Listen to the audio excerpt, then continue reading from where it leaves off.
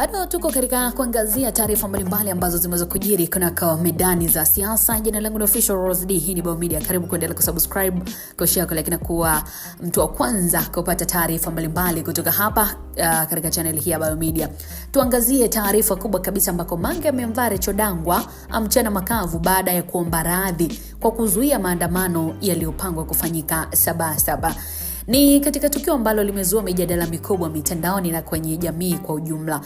Rachel Dangwa amejitokeza hadharani na kuomba radhi kufuatia kauli zake za awali zilizokuwa zikimkosoa Rais Samia Suluhu Hassan na serikali kwa ujumla kupitia mitandao ya kijamii. Hatua hiyo imeibua hisia tofauti miongoni mwa wananchi, huku wengi wakijadili kuhusu mipaka ya uhuru wa kujieleza mtandaoni.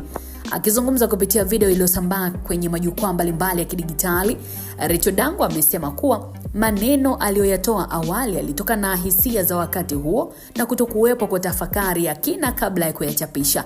Lakini ameeleza kuwa baada ya kutafakari kwa kina amegundua umuhimu wa kuheshimu taifa, viongozi wake na pia kulinda mshikamano wa Watanzania wote bila kujali tofauti za maoni.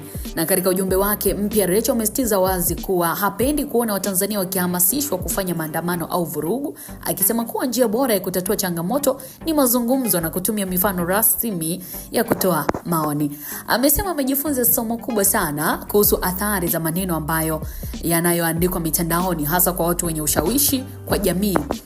Lakini pia ni kauli hiyo imeonekana kupokelewa kwa mitazamo tofauti. Baadhi ya wananchi wamepongeza uamuzi wake wa kuomba radhi na kuonyesha ukomavu wa kifikra, wakisema kwamba ni mfano mzuri kwa vijana ambao wanatumia mitandao ya kijamii bila kujali matokeo ya kauli zao.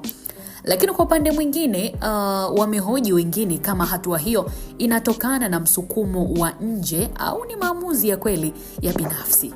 Lakini wachambuzi wa masuala ya kijamii wanasema tukio hili linaonyesha nguvu kubwa ya mitandao ya kijamii katika kuunda taswira ya mtu na pia kuathiri maamuzi ya haraka.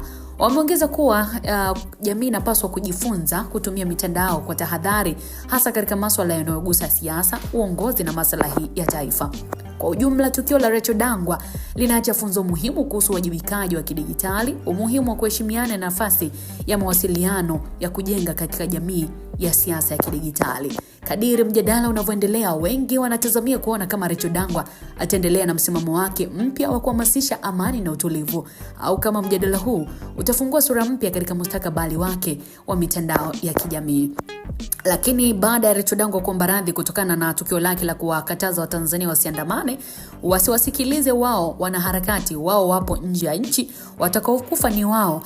Dada wa taifa mwanaharakati Mange Kimambi kupitia video ambayo imesambaa sana katika mitandao ya kijamii ameweza kumvaa mwanadada Rachel Dangwa na kutoboa siri kuwa amepokea hela kupinga maandamano Tanzania. Mange anasema kuwa huyu alikuwa ni mwanaharakati mamluki na ndo maana sikuwahi kumtag hata siku moja, nilijua tu njaa kali. Hivyo msimsikilize mtu wa aina hii, bakeni na msimamo wenu ule maandamano ya amani yapo tarehe 7 mwezi wa 7, tutoke kwa wingi kudai haki. Lakini baada ya Mange kuongea hayo, wadau wamemjibu kwa kusema kuwa aliyoyasema Rachel Dangwa yanatosha kutufanya tusitoke. Kama nyinyi wenyewe tu hamna msimamo, mnageukana nyinyi kwa nyinyi, bado mtashindwa kutugeuka sisi tuliona hata Oktoba 29 watu walifariki, wengi waliumia na kuwa walemavu pia wa kudumu. Hakuna msaada wote mlioleta, mmekuwa mkijinufaisha wenyewe tu, hatutoki. Hizi ni kauli za wadau wapenda amani. Mimi ninatamatisha mtazamaji wetu katika medani za siasa hii leo. Unaweza kuandika moja kwa moja, unadhani kutakuwa na maandamano Sabasaba kwa unavyoyaona maandalizi ya wanaharakati, au kufuatia haya ya wenyewe kwa wenyewe kugombana, mambo yatakuwa vipi? Niko hapa kwa ajili ya kusoma ujumbe wako wakati mwingine. Uwe na wakati mwema, kwaheri kwa sasa.